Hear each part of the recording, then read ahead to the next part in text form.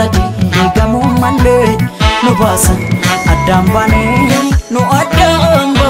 male soreti ada sore irbani rabu sakabay sekani sesekani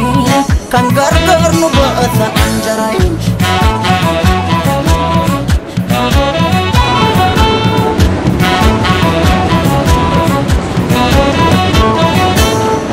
Ogalanetia Kutiyo na bandida Yadida harkutaki Ogalanetia Urra baranda tabe Urma ke jalatane Ogalanetia Sulul talonin tiksu Darabati galchida Ogalanetia Yoman ofesi akka Ansirra fadon jirai Malan jira malan jira yaga Lani malan jira cacap senanya jira Anin jiru wadi Anin jiru yaga Lani anin jiru kute nanya jira Kote nami Chisani darbate yaga Lani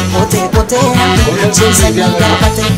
Anin bulu nami Orma abdate yaga Lani malan jira cacap senanya jira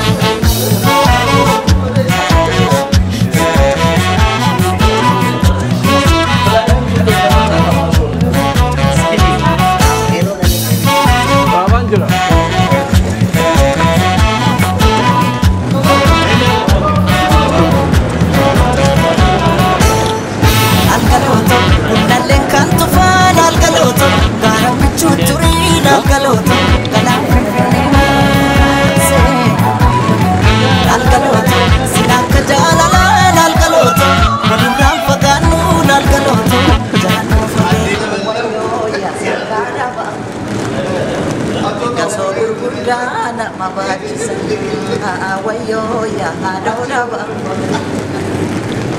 Alaga ormanda madan sisa Awayo to mana ba Ya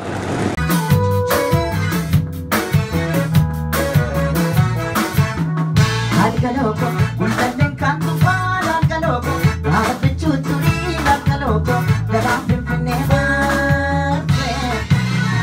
Algaloko silaka jalala algaloko Wadiram pakanu algaloko Ranu pake Algaloko undan kantu fala algaloko Habi chuturi algaloko Dalam pimpineba Algaloko silaka jalala algaloko Wadiram pakanu algaloko Ranu pake Maluma sabni oromo yo wali gale bintile lole amal qaba ina samo hega patoko sabasambule maluma sabni oromo yo wali gale bintile lole amal qaba ina samo hega patoko oromo bule